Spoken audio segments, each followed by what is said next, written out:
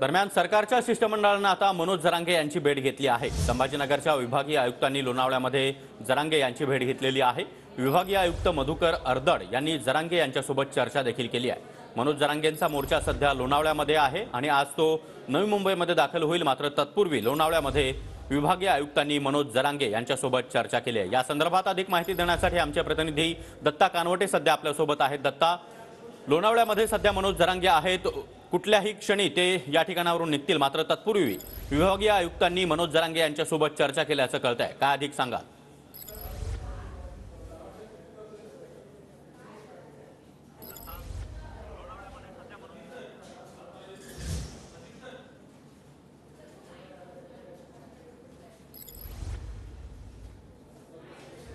लोणावळ्यामध्ये मनोज जरांगे यांचा ज्या ठिकाणी मोर्चा आलेला आहे तिथून जवळच असलेल्या या समोरच्या घरामध्ये मनोज जरांगे हे सध्या मुक्कामी थांबलेले आहेत आणि याच ठिकाणी शासनाचं एक शिष्टमंडळ येऊन मनोज जरांगे यांची भेट घेतलेली आहे। ज्या शिष्टमंडळामध्ये छत्रपती संभाजीनगरचे विभागीय आयुक्त मधुकर अर्दड आणि इतर काही शासकीय अधिकारी त्यांचे आहेत आणि त्यांच्यासोबत इथं त्यांची बैठक सध्या सुरू असल्याची माहिती समोर आलेली आहे।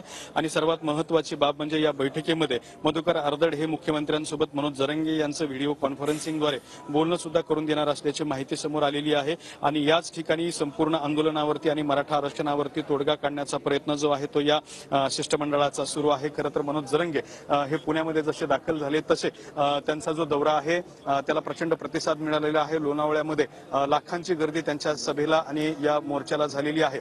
त्यामुळे मुंबईमध्ये जेव्हा हा मोर्चा पोहोचेल त्यावेळेला मुंबईला याचा मोठा फटका बसणार आहे। त्यामुळे मुंबईत पोहोचण्यापूर्वीच या संपूर्ण प्रकरणावरती तोडगा काढण्याचे प्रयत्न प्रशासनाच्या वतीनं सुरू झालेले आहेत। काही ठोस प्रस्ताव जे आहेत ते मनोज जरांगे यांना विभागीय आयुक्तांमार्फत सांगितले जात आहेत। त्याचबरोबर मुख्यमंत्र्यांसोबत बोलणं सुद्धा करून घेण्याचा या ठिकाणी प्रयत्न सुरू असल्याची माहिती मिळते। साधारण 1 तास झालं मनोज जरांगे आणि सरकारच्या शिष्टमंडळासोबत या ठिकाणी बैठक आणि चर्चा सुरू असल्याची सुद्धा माहिती मिळते। त्यामध्ये प्रस्ताव दिले जात आहेत आणि आतापर्यंत किती लाख लोकांना प्रमाणपत्र उपलब्ध करून दिली जात आहेत त्याची सुद्धा माहिती मधुकर अर्दड जे आहे ते मनोज जरांगे यांना देत आहेत। त्यामुळे आज काही तोडगा निघतोय का हे पाहणं महत्त्वाचं ठरणार आहे। मात्र एकंदरीत मुंबईला मोर्चा निघत असताना, गर्दी वाढत असताना प्रशासनाकडून मात्र हा संपूर्ण प्रकार जो आहे तो गांभीर्याने घेतला जातोय आणि यावरती तोडगा काढण्याचे प्रयत्न सुरू असल्याचं समोर येत आहे। नक्कीच आता 26 जानेवारी आहे, प्रजासत्ताक दिन, आणि त्याच दिवशी मनोज जरांगे या लाखोंच्या संख्येनं या ठिकाणी मुंबईमध्ये दाखल होणार आहेत। मात्र तत्पूर्वी महत्त्वाची बातमी, मुंबई पोलीस आता मनोज जरांगेंना नोटीस देणार आहेत। हायकोर्टाच्या निर्देशानंतर पोलीस मनोज जरांगे यांना नोटीस बजावणार असल्याचं कळतंय। दत्ता,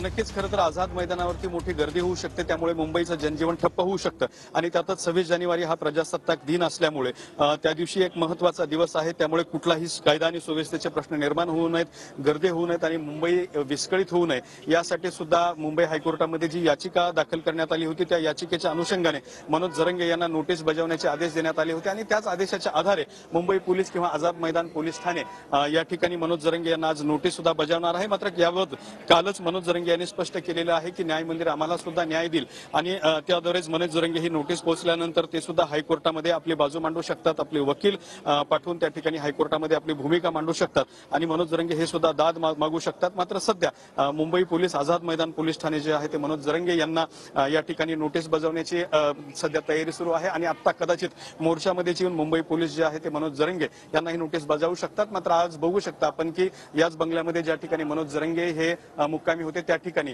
सरकारचं एक शिष्टमंडळ विभागीय आयुक्तांसोबत या ठिकाणी आलेलं आहे आणि त्यांची मनोज जरांगे यांच्यासोबत चर्चा सुरू आहे। त्यामुळे एकीकडे नोटीस बजावण्याची सुद्धा माहिती समोर आहे, तर दुसऱ्या बाजूला या संदर्भामध्ये तोडगा काढण्याचे सुद्धा प्रयत्न जे आहे ते प्रशासनाच्या वतीने सुरू आहेत। अर्थातच दोन्ही बाजूने मुंबईमध्ये मनोज जरांगे आपला मोर्चा घेऊन येऊ नये यासाठी प्रयत्न सुरू असल्याचं पाहायला मिळत आहे। नक्कीच दत्ता, त्यामुळे ही नोटीस बजावल्यानंतर मनोज जरांगे काय भूमिका घेतात हे पाहणं देखील महत्त्वाचं असणार आहे। धन्यवाद तुम्ही दिलेल्या या सविस्तर माहितीसाठी।